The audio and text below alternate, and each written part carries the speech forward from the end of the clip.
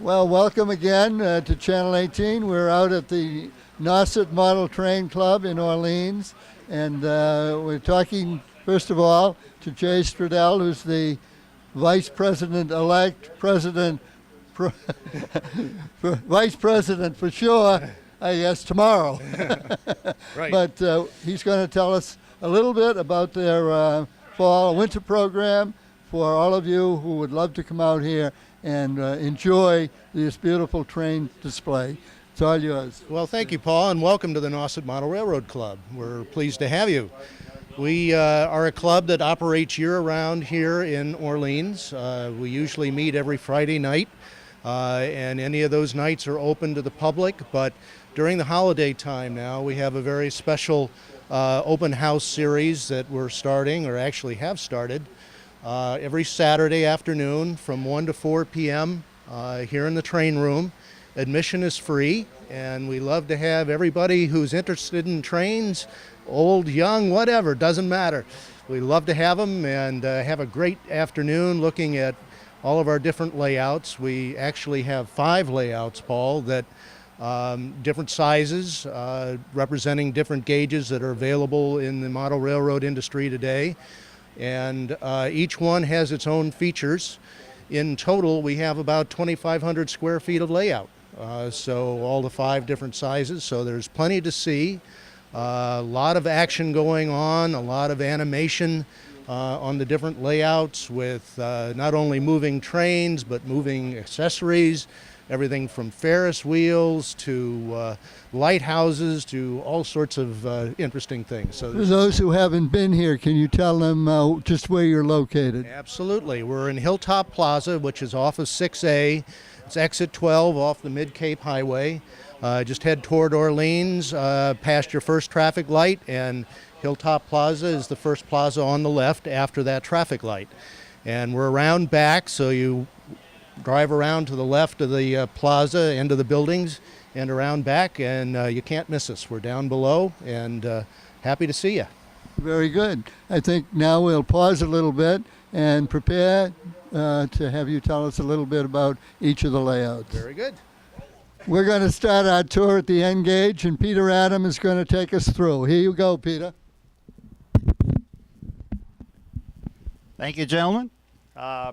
This is Nauset Model Railroad Club end gauge. It's approximately 14 feet by 10 feet, and it's a compilation of various items that we've acquired and the club has had through the years, and it's approximately about 5 years since inception and still growing, because we still have an area over here that has to be scenic, and but it's a secret as to what's going to happen there.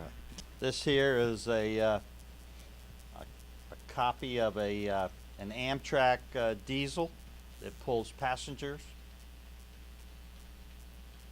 It's pretty well popular model. Lots of other companies make this model, but in the real world, it's a popular engine. But now it's being slowly replaced by newer, more powerful engines. A little more advanced than aerodynamics, I guess, too. Okay, well, thank you very much. Sure. You're welcome. The end track layout that you see is 1/160th of a real railroad engine or boxcar, whatever it would be. That's a standard boxcar is 40 feet, and when you see a boxcar that's this size, then you have to equate it to what it looks like in the real world. So you got to let your imagination expand. It's good to renew our acquaintance here with Stan Snow, and he is taking us to the next level of the gauge, and I'm just going to pass the microphone underneath to him, and he's going to take you through his display. This is HO layout, 1/87th scale, And basically we have had most of this set up now for, well, ever since we moved in here. It's about 5 years. We did add almost everything at the other end of the table came from one of our members' layouts who passed away. That was John Enochs. Right now you'll see running, there's 3 trains running.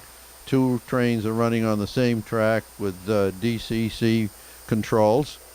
They're both the passenger sets. On the inside track there's a freight set.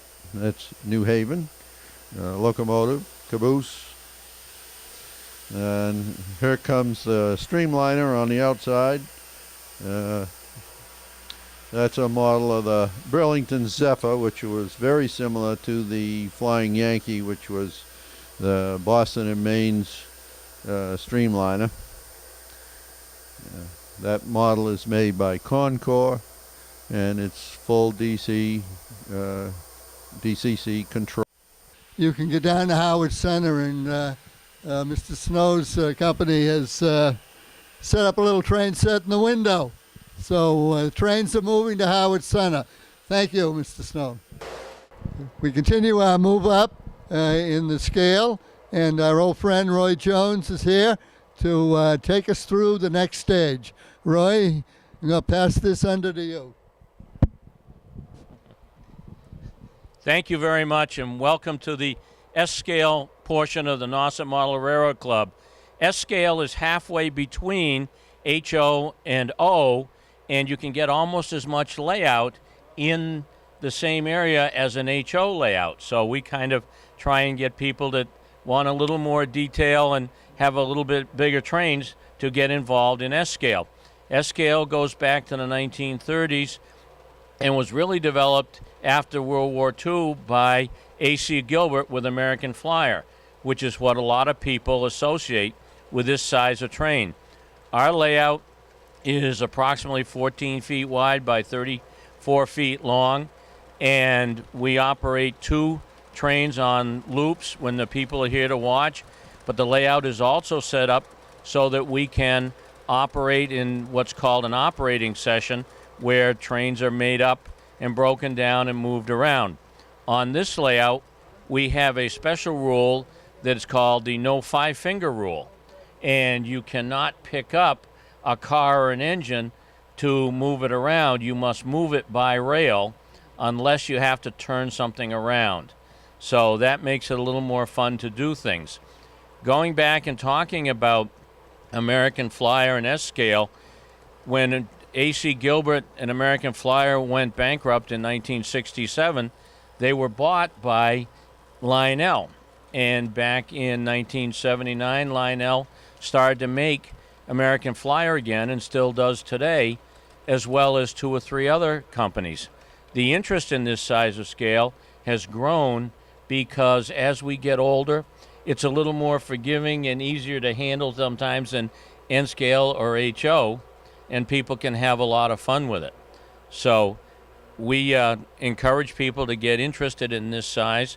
The track we use is a more modern version than American Flyer, and sometimes people don't recognize it, but also it works just like working in HO with the track work. So we have a good time with it and would welcome to people to come in and talk with us. I see that you have a coal car here. Looks like a lot of coal in this one. And then you have another one coming along. Looks like all new cars. Well, what you just seen go by is our unit coal train transporting coal via the Burlington Northern Santa Fe from the Wyoming coal fields to Norfolk, Virginia for transfer to freighters or coal barges to power the country.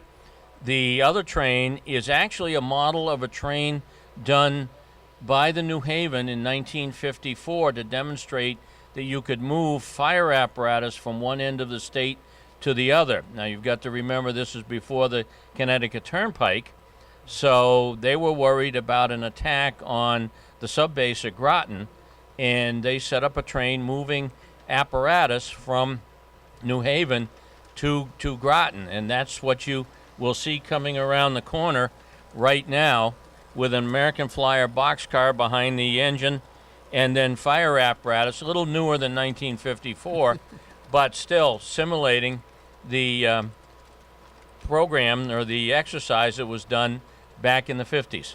A little bit of history. Thank you. Yes, thank you. Our next scale is going to be explained to us by George Miller. So, George, here you go. Why don't you take over? Okay, this is O gauge, it's called. There's two kinds of O gauge. There's the 3-rail kind we have here, and there's a 2-rail kind as well. And I've got one engine and one caboose here. They will run on this 3-rail track. The rest of the equipment belongs to other members here. And unfortunately, we have a little power problem today, so we really can't run very fast, and we're only running on the outside line. This is the modern version of O gauge, it's called, and it's we're using Atlas track, which is much more realistic looking. We blacked out the 3rd rail to make it look a little better, and they have all the ties and everything, of course.